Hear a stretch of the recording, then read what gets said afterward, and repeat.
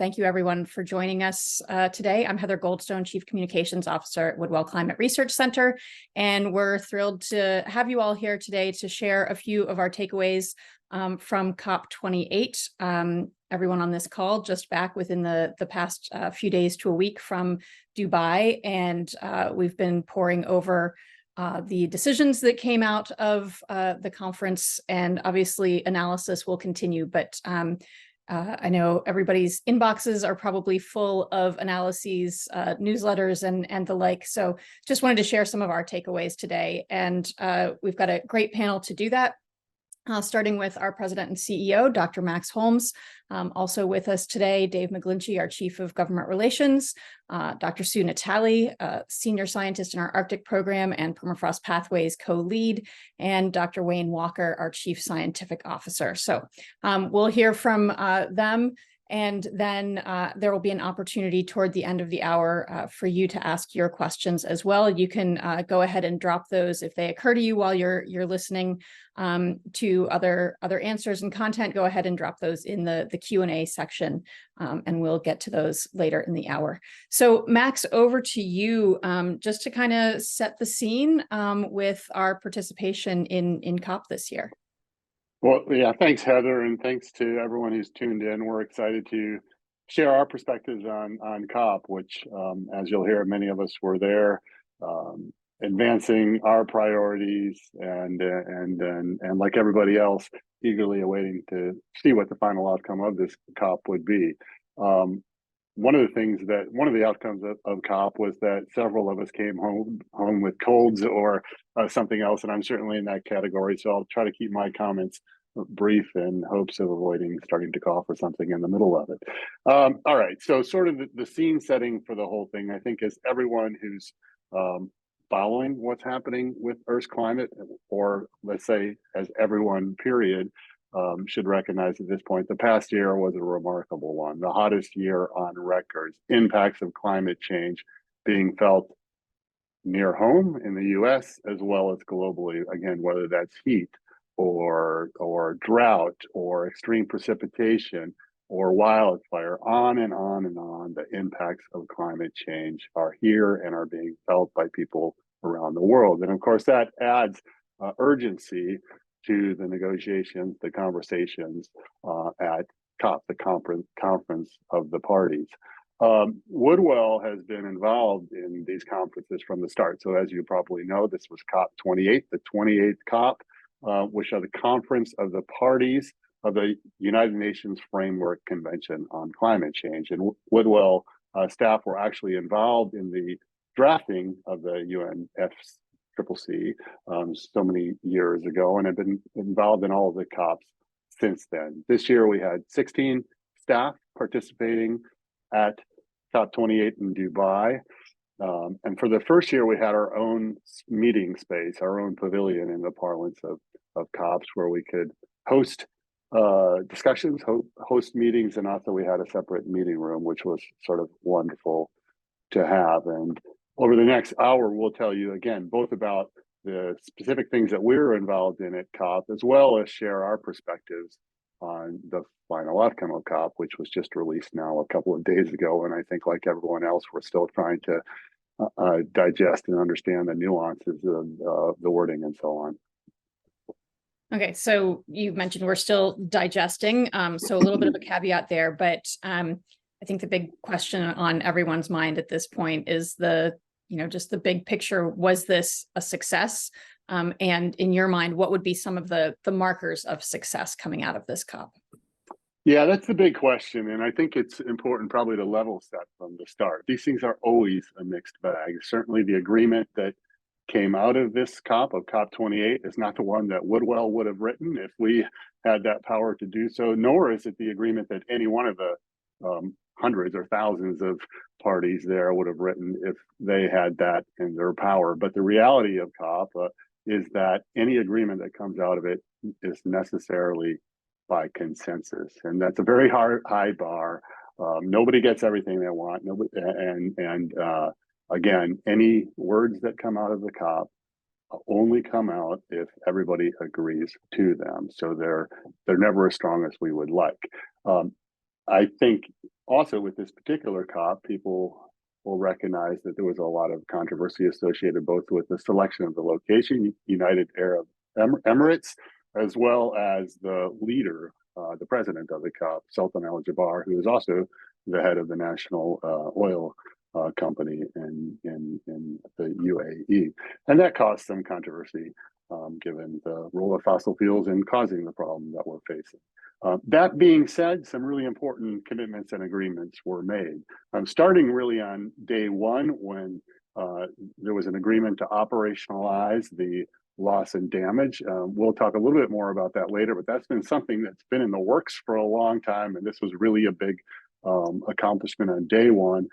Essentially, a mechanism by which the developed countries, which are most responsible for the problem we're in, will help the developing countries deal with it, to compensate them to help them deal with it. There are also important commitments related to having oil and gas industry reduce methane emissions. That's a very important thing, and they've pledged to eliminate methane emissions by 2030, and also an agreement to triple renewable energy production by 2030. That's also incredibly important. And notably, as you may have been reading over the past few days, the final agreement did include wording related to transitioning away from fossil fuels in order to achieve net zero by 2050. So we've known from the start, from COP1, that fossil fuels were a major cause of the problem we're in with respect to climate change. But the reality is that it wasn't until this COP, COP28, that the words fossil fuel were actually recognized in the agreement. So depending on how you look at it, it's real late in the game, but I think it's important that this was finally recognized in the agreement that came out of this COP. And yet much more needs to be done, and words are not actions. And there are lots of areas in this agreement that are far weaker than would like. And when you really start to drill down in to the wording and the nuances, for example, even with respect to the wording about transitioning away from fossil fuels, it references transitioning away from fossil fuels in the energy systems. And it seems that that means in terms of electrical production, and does not perhaps relate to transportation, to automobiles and so on. So there's nuance there. There also wasn't mention, particularly in calling out the Arctic or permafrost, certainly areas that are of high priority for Woodwell, and the discussions about forests and ending deforestation weren't as strong as we would like. So there's lots of work that remains to be done. That all being said, I'm incredibly proud of the involvement of Woodwell staff at COP. We'll hear a lot more about sort of meetings that we catalyzed, discussions that we were involved in during the COP, and plans for how we'll keep pushing on these incredibly important issues moving forward. Well, thank you, Max, and we'll give your voice a rest here for a minute. I would just want to say another welcome to those who've joined us in the past few minutes. We're up over 115 people who've joined us, so thank you and welcome to all of you. And Wayne, I'll go to you. Max already mentioned kind of wording around ending deforestation, and there's language throughout the decision that emphasizes the importance of forests and ecosystems. In fact, I've seen a couple of analyses that I have to admit surprised me a bit, saying, this was really a pivotal COP for natural climate solutions and ecosystems, that they have a prominence in this decision they've never had before. And some of that includes language, quote, emphasizing the importance of conserving, protecting, and restoring nature and ecosystems, halting and reversing deforestation and forest degradation by 2030, the importance of conserving biodiversity, of recognizing all of the things that ecosystems do beyond storing carbon, recognizing the social and cultural value of these systems. So there's a lot that is actually in there. So I wonder, I guess kind of a twofold question, your assessment of the significance of this language being included, and then maybe you could dive into, as Max already alluded to as well, right, with these decisions, it often comes down to really nitpicky, nuanced aspects of the wording. And in this case, we often talk about protecting, managing, and restoring ecosystems for climate solutions. And they've got this language, protecting, conserving, and restoring ecosystems. So I wonder what that might mean. Sure. Thanks, Heather. Well, I'll start with the last part of your question first, and sort of the nitpicky language. I think broadly speaking, whether we're talking about conserving as they do, or we're talking about managing better, which is the phrase we often use here, I think there's broad overlap between these terms, but obviously these terms, these phrases carry their own connotations, in some cases baggage. Certainly the word management often carries a lot of baggage. And so they're chosen, rather thoughtfully and purposefully in the context of these documents where you have, some 200 countries that need to agree on their usage. In this context, conserve, I think, refers to actions that are intended to avoid wasteful or destructive use. Sustainable use, sustainable management are terms that we often also use in a similar context. So again, I think there's broad overlap here. I would say regardless of the terms used, though, I think the larger point that I would make is that there are these three broad categories or courses of action that exist, and their prioritization is important. So if we use forests as an example, the first priority should be protection wherever possible. And here we're talking about, again, in the context of forest, maintaining forest intact, especially mature and old-growth forests, which tend to contain large trees with considerable standing stocks of carbon and additional carbon sequestration capacity, as well as a whole host of ecosystem co-benefits like biodiversity conservation and water cycling and temperature regulation. Second, we need to manage working forests better. And this is where conservation or sustainable use comes into play. And so here the interpretation should mean, with a climate benefit in mind. So for wherever possible, we need to implement practices that maximize the long-term carbon storage capacity and hence climate benefit of these forests. So practices such as reduced impact logging and extended harvest rotations are good examples of climate-friendly forest management practices. And then third, where it makes sense, ecologically, socially, economically, we need to restore forest. And of course, restoration is generally synonymous with tree planting, right? And planting trees is important. Trees are the ultimate carbon capture and storage machines, but young trees are inherently small machines, right? Meaning their real climate benefit will not be realized for decades or maybe even centuries. So no amount of tree planting can offset continued deforestation and forest degradation. So the prioritization of this protect, manage better, and restore paradigm is really important. And then to your first question, sort of what is the significance of this language at all? I would say its inclusion is significant because while the major headline, of course, of the agreement was this recognition of the need to transition away from fossil fuels, even though, of course, we've long since known that, we know that that's not enough, and it won't happen fast enough. And so, nature has a tremendous role to play, and efforts to implement nature-based solutions to the climate crisis are to be encouraged, together with biodiversity conservation and, of course, with the appropriate environmental and social safeguards in place. And that's really what this section and sections like it are trying to emphasize, the importance of bringing nature to bear in the mitigation conversation alongside of transitioning away from fossil fuels. So Dave, I want to go to you next because Wayne mentioned the need to implement these natural climate solutions. And that's where a lot of our work, both in Brazil and the DRC over the past several years has been. Democratic Republic of Congo, of course, being the second largest rainforest nation.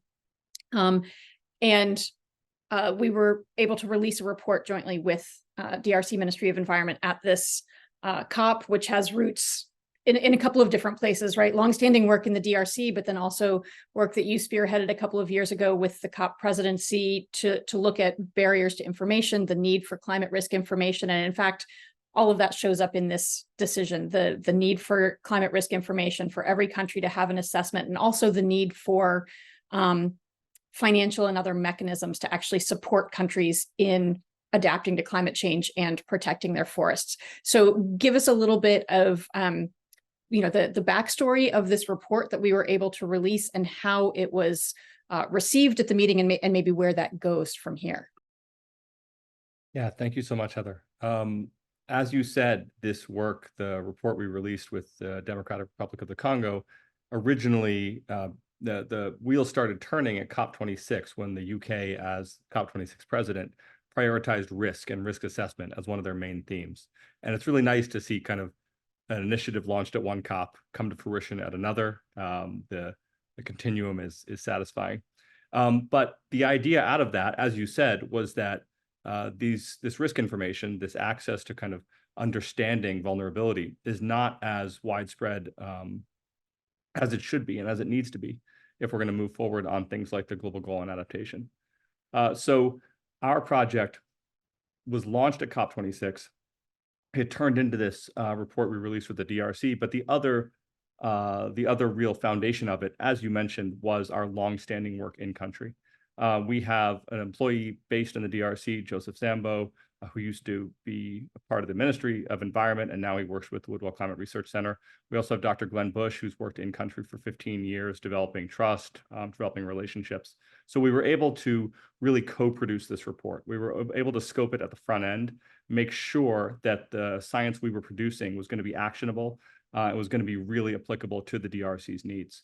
And so that's what we came out with. And as a result, no surprise, it was very well received because it was, specifically tailored to the policy needs of the Democratic Republic of the Congo.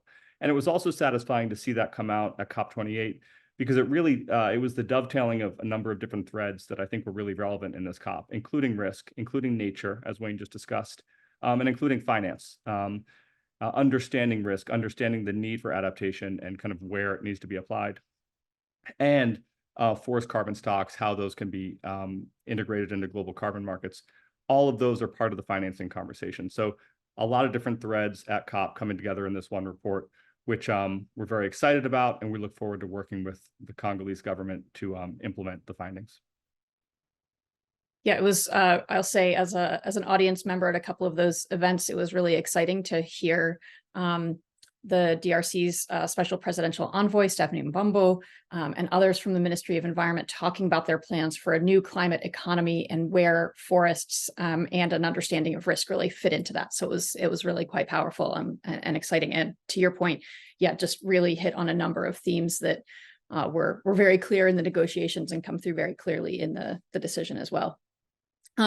Max, if your voice is up for it, I wonder, I think another interesting theme and really one of the, in my mind, incredible powers of these COPs is the ability to bring people together from around the world that we wouldn't necessarily ever ask or be able to get together in a room at Woodwell or elsewhere. In the course of a few days, we had senators, a former president of Iceland, folks from DRC and from Brazil, high-ranking, all in our space. And in particular, it's that conversation back and forth between Brazil and DRC, these two rainforest nations, where I think there's been a lot of interest in our independent work in those two places in hearing from the others. I wonder if you could speak to that a little bit and Woodwell's role in helping facilitate that. Yeah, just a couple of maybe broader comments. First, echoing a bit what you just said, but one of the amazing things about COP. So there are the formal negotiations, there's the formal agreement, but then there's this mass of people all focused on climate change and what to do about it. And I've heard different numbers from this COP, 70,000 or 100,000. I'm not sure what it was, but it was an awful lot of people from almost 200 countries.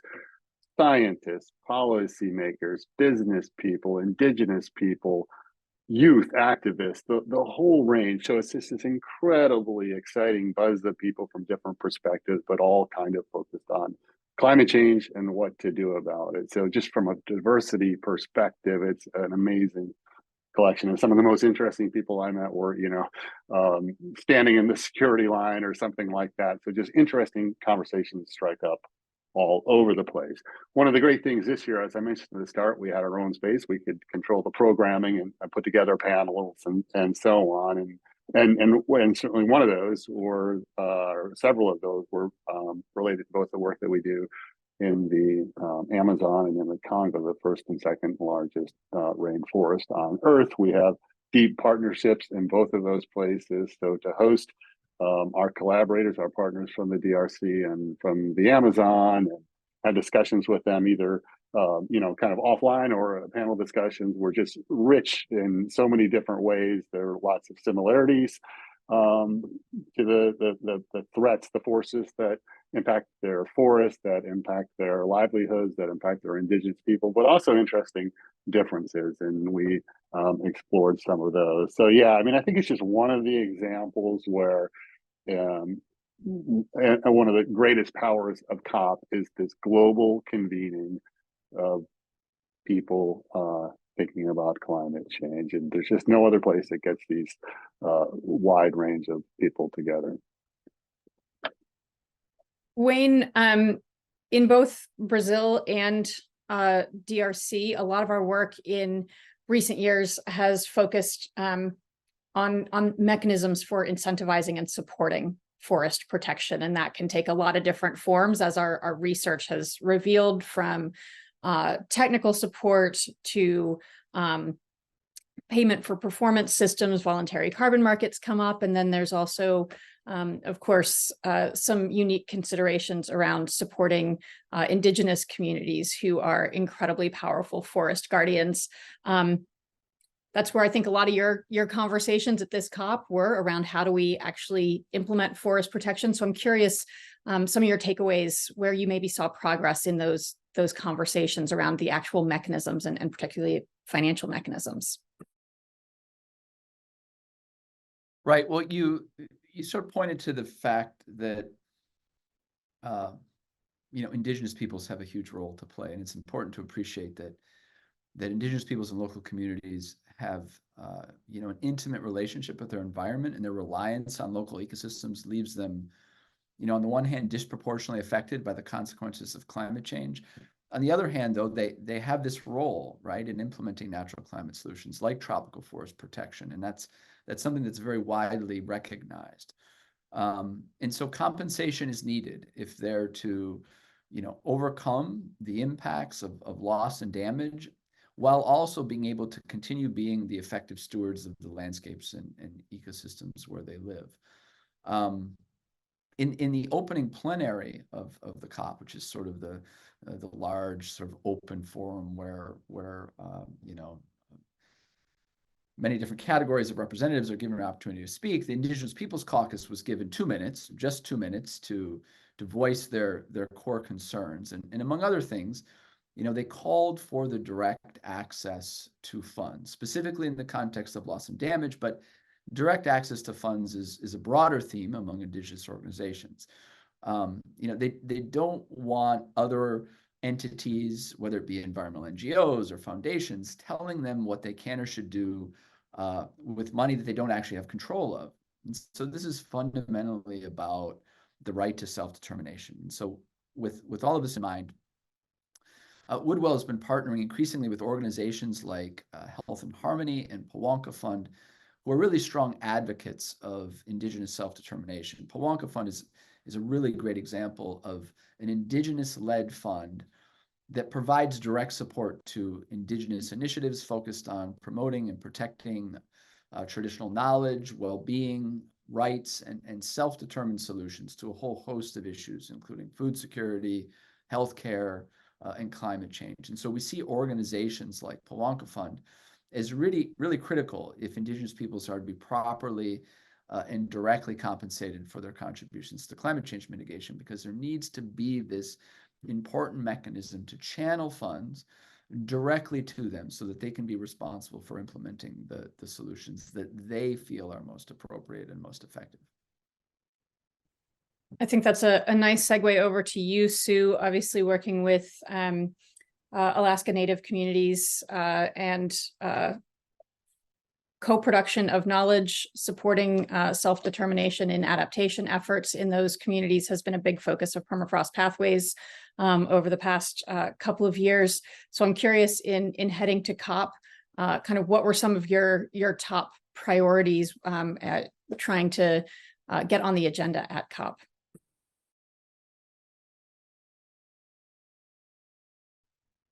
Yeah, thanks, Heather. We had a few priorities heading into this. I mean, Arctic, permafrost, cryosphere are definitely underrepresented in the COP conversations. And while there was a reference to cryosphere in the cover text, there really wasn't any elaboration or focus on the urgency of these implications. And so we had a few priorities going into this, some focused on supporting increased mitigation, supporting integration of science, and then also third, focused on adaptation and resilience, loss, and damage. And so in terms of their first priority was highlighting the implications of thawing permafrost. And really the goal of this was to support mitigation and increase ambition. And this is important because permafrost can consume about 20% of our remaining carbon budgets to avoid 1.5 C. It will be much greater emissions from permafrost if we overshoot 1.5 C. And that's, I'd say, is increasingly likely. That's probably an understatement. I'd say it's yeah, I think we're heading there. And so, as Max and others mentioned, like there definitely was some progress in the language coming out of this COP. There was language about transitioning away from fossil fuels to achieve net zero in 2050, in keeping with the science. But a couple of thoughts on this. There's been a lot of like celebration of the fact that the word fossil fuels was in the COP text, and honestly, I feel like our bar is set so low if we think that's an achievement. But also, I think the language really doesn't reflect the science. The science supports much more drastic cuts and much more urgent actions and much stronger goalposts. So. From the last IPCC report, what was set out was that we need to, 43% greenhouse gas emission cuts by 2030 benchmark. And that was not part of the COP text. And then the other priority, which is related, the second priority was to ensure that the decisions were supported by the best available science. And that includes Western science, but also the, Indigenous knowledge and integration of Western science and Indigenous knowledge, and then also increase international collaboration on Arctic science, which is a real challenge in light of the current geopolitical situation. And so right now, permafrost thaw processes, despite the fact that they're going to use up a lot of our remaining carbon budgets, aren't fully represented in global climate models. In some cases, they're not represented at all. So this carbon budgets for 1.5 thresholds are somewhat flawed because of that. And so in terms of the COP28 outcomes, I think there was insufficient attention to the science, even the best available science that we have. And I don't think there was enough attention to important feedbacks and tipping points, permafrost thaw being one of them.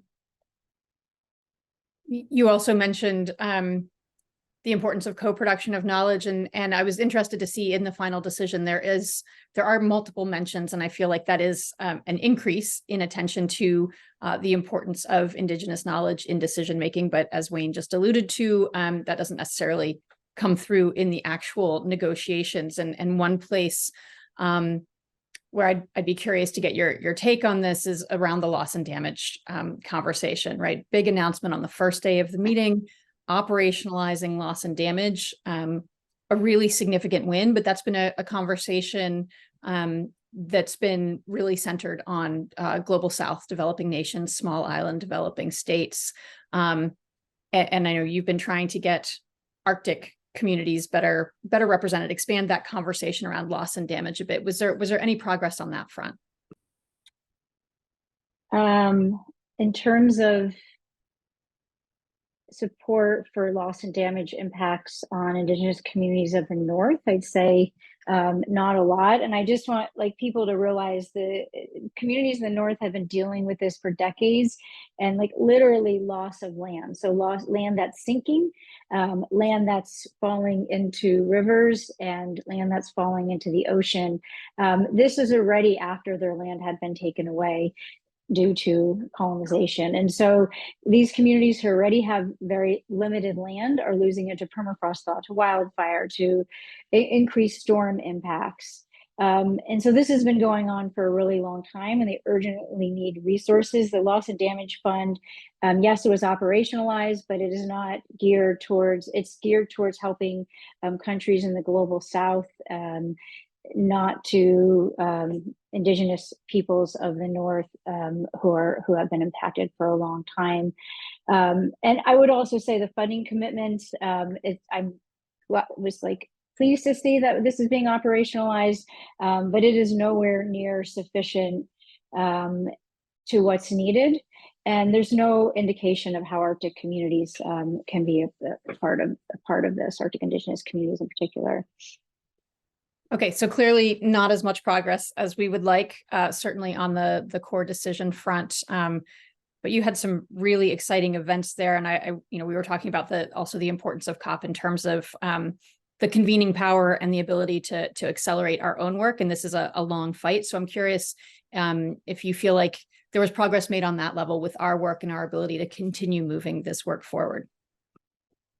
Yeah, I will say I think it was great that Woodwell had a pavilion. It provided us a space to bring people together, to coordinate panels, which panels, not just a panel, but it's the conversations that happen before and the collaborations that happen afterwards. And so we had a number of events at Woodwell's pavilion, as well as the International Climate Cryosphere Initiative's pavilion. And this was a great opportunity for us to build collaborations and develop some new partnerships, including we had representatives from the Icelandic government. So former President Grimson of Iceland. We had high-ranking officials from Iceland, from the US government, which was great. A lot of opportunities to engage with partners, Indigenous partners, mostly from Alaska and Canada, representing the Inuit Circumpolar Council, the Arctic Athabascan Council. So I felt like there was much more time to develop those relationships at this COP, and it might have come from having, Woodwell having their pavilion there, but I felt like there's some really deep relationship building that happened. And then the other thing that I thought was great was that Woodwell's pavilion was visited by U.S. Senators Ed Markey and Lisa Murkowski.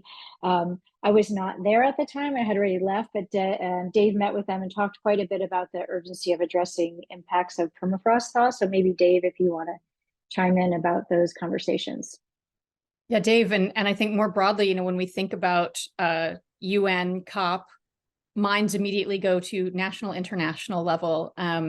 But there's a lot of subnational representation, and we really saw that with engagement with U.S. Federal and state level policymakers at this COP. So share a little bit of that. Yeah, absolutely, Heather. And Sue's right. So we had visits from Senator Ed Markey of Massachusetts and Senator Lisa Murkowski of Alaska, and they were two of the higher profile members of Congress who visited Dubai, but by no means were they the only ones. There was a delegation from the Climate Solutions Caucus in the House of Representatives. There were a variety of other elected officials. But their presence there is a really interesting development, and it's a legacy of the Trump administration, because when President Trump pulled the United States out of the Paris Agreement and minimized U.S. engagement in the COP process, a number of members of Congress stepped forward to kind of attend COP, and by doing so indicate that the U.S. was still, at least one branch of the U.S. government was still very committed to this process and very interested in engaging. Obviously, the United States has now re-engaged from the executive branch, but these congressional delegations are still happening. And they're really interesting. They draw a crowd. People are interested in what they're going to say. People want to hear their perspectives on U.S. policy. The kind of level of political literacy for U.S. issues from people from other countries is remarkable. They're very locked in on U.S. policymaking and what's going to happen next.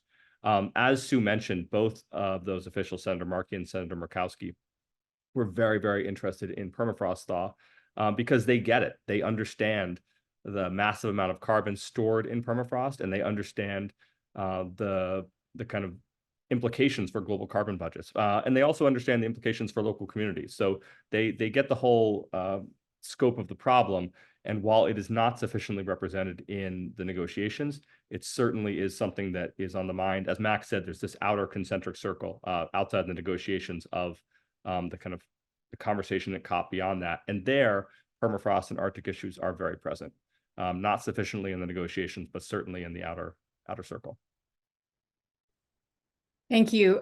So I'm looking at the time here, and we do have some questions in the Q&A that I want to turn to everyone else. And if you joined us later and didn't get the instructions already, if you want to put questions in the Q&A, we do have time for audience questions, and would love to try to get to as many of those as possible. And Max, I'm going to throw this first one to you. Quoting the question here, Jim Hansen recently said 1.5C is deader than a doornail, and that anyone who claims otherwise is lying. So your response to that, where do we stand in terms of setting appropriate and realistic goals? Is 1.5 still the goalpost? So I think it was Sue that mentioned earlier that it is highly likely that we are going to blow by 1.5, and I certainly agree with that. I won't accuse anybody of lying if they have a different perspective on that, but I think if you really know where the science is and look at where emissions are right now and what they're likely to be over the next few years, I think you would agree that again, it's incredibly likely that we'll go by 1.5. So where does that leave us? I mean, we're at about 1.2 degrees C warming since the start of the pre-industrial period right now. And as we've already discussed, we're already seeing really big impacts of the climate change associated with that degree of warming. It's impacting us in the US, it's impacting people globally, and it's already costing lives and livelihood. So every additional increment of warming has additional consequences for people around the world. So there's every incentive to put the brakes on as quickly as we can. 1.2 is better than 1.3, which is better than 1.4, and so on and so forth. So if we go by 1.5, is all lost? Do we just give up and forget about it? Absolutely not. And the way I think about it is it needs to be a two-way road. We're probably going to see 1.5 on the way up, but then we need to slam on the brakes and start bringing it down the other side. And at some point in the future, cross that 1.5 heading the other direction, so that we can end up with a climate where everyone in the world can have the opportunity for a healthy livelihood, a sustainable future, and so on.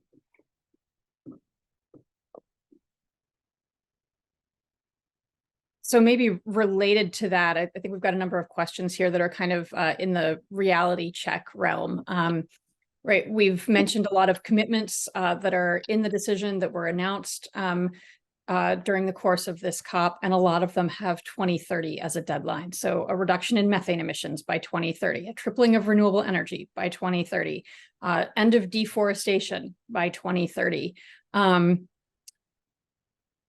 How realistic, I guess, are really any of those? That's 6 years away at this point, and given our track record, how much credence should we give to 2030 pledges? And I might open this up. Who wants to take a stab at that? Because there's a lot of different ones that different folks may have thoughts on.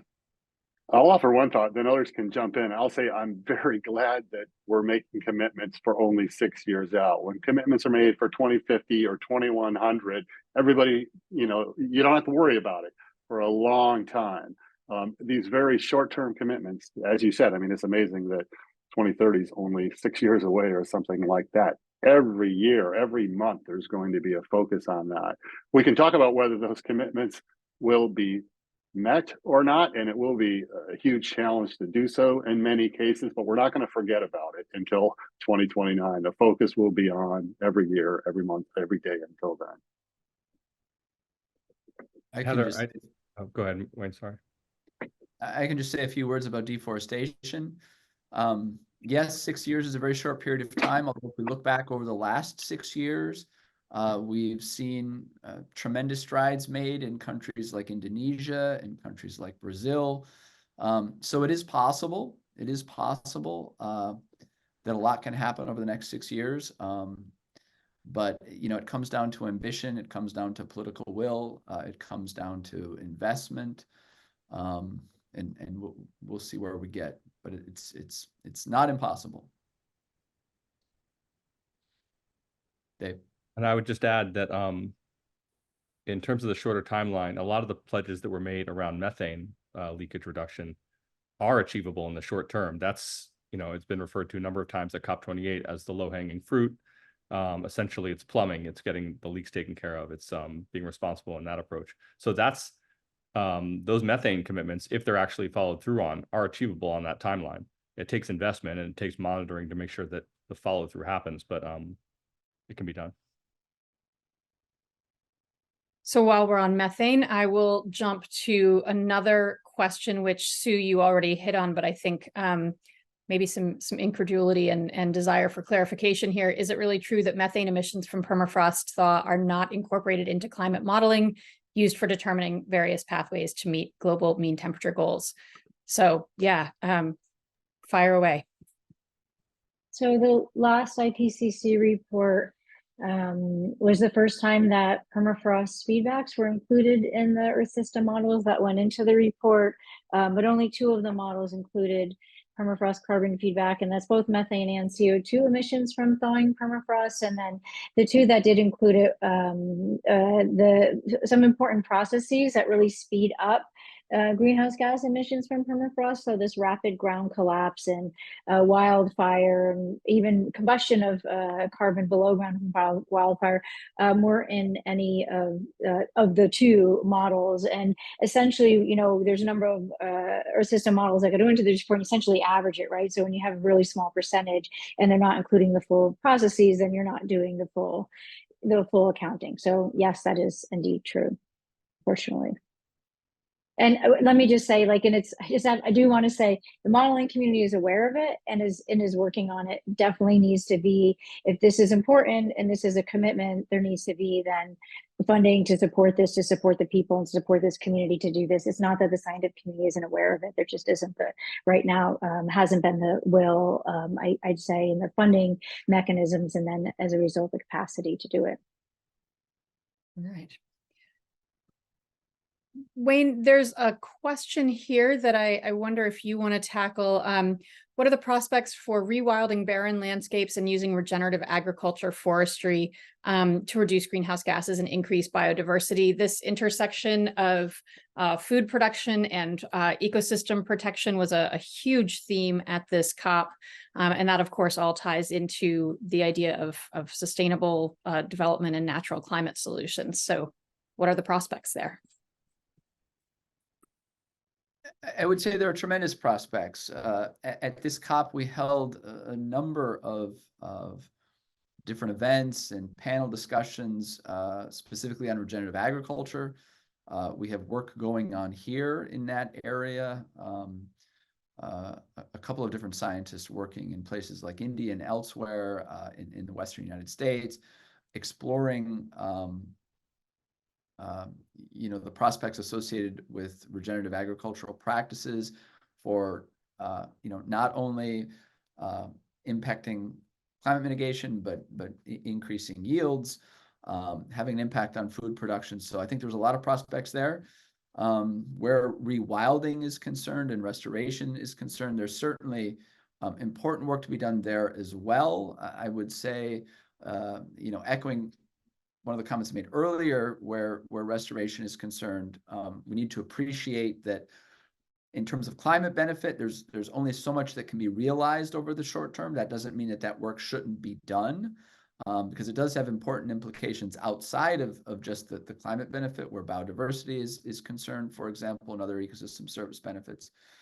But it takes time. Restoration, rewilding takes time. But the prospects are absolutely there, and the impacts are certainly real. So all important work to be done. We've got a couple of process questions that Dave, I might throw your way, just kind of about how COP and this whole process works, how countries are held accountable, whether there are rules for actually implementing the agreements that are made, whether there are intermediate meetings between these big annual headline meetings. So can you just give us a little bit of an outline of how what the process is here for actually trying to turn these agreements into action. Yeah, absolutely, Heather. So when the Paris Agreement was put in place, every country made a national commitment referred to as the nationally determined contribution. And within that, so there were initial commitments, and it was widely covered that those initial commitments did not, in fact, keep us under 1.5 or 2 degrees, which were the Paris Agreement targets. But built into the Paris Agreement was this, what's referred to as a ratchet mechanism, where every 5 years, countries come back and increase their ambition. So on the next ratchet mechanism round, countries are supposed to increase their ambition in line with this most recent consensus statement. The question about enforcement, though, is the critical one, because if you look at the commitments that were made previously, they're not being met. We're not tracking, even those ambitions that were not sufficient are not being met. And there's no, Paris Agreement is a voluntary commitment. There's no enforcement mechanism. There's no teeth to it. So it's really incumbent on kind of the pressure from the rest of the world, the collective will of countries to push forward. But we've seen that hasn't gotten it done to date. It's unfortunate, but I think what it says to us is that this is a very useful mechanism in terms of understanding where the world is, where kind of collective agreement is in terms of climate, but we need more aggressive national level policies to actually meet these targets. So to that point, and I'm looking at the time here that we've got about 10 minutes left in the hour, and would like to wrap up a few minutes before the top of the hour to let folks get to their next 2 o'clock if they have one of those. We've got a few questions along the lines of kind of what comes next. How do we make progress locally? What are we, Woodwell, doing to actually make sure that these commitments get seen through? And so I'll just we can each of you gets a stab at this one, but maybe what's one thing that you'll be doing or looking for in the coming year between this COP and the next one? And Max, I'll go to you first. Maybe I'll start with sort of addressing the question about what about the local stuff and what about buildings, kind of touch that together. And so I'm sitting here on the campus of the Woodwell Climate Research Center. You can't see out that window, but if you could, you'd see a wind turbine. If you could see the top of our building and our front lawn, you'd see solar panels. So, and if you knew about the construction of this building, would tell you a story about how it's super insulated and triple pane windows and everything else. So we strive to produce all the energy that we need on campus. Any energy that we need to import from the grid comes from renewable sources. My car is plugged into a cord out front, so we encourage staff, and we have plenty of charging stations and so on. So we try to walk the walk when it comes to issues related to climate change, and to bring home the lessons that we learn globally and when we're thinking about global climate change and what to do about to our local area.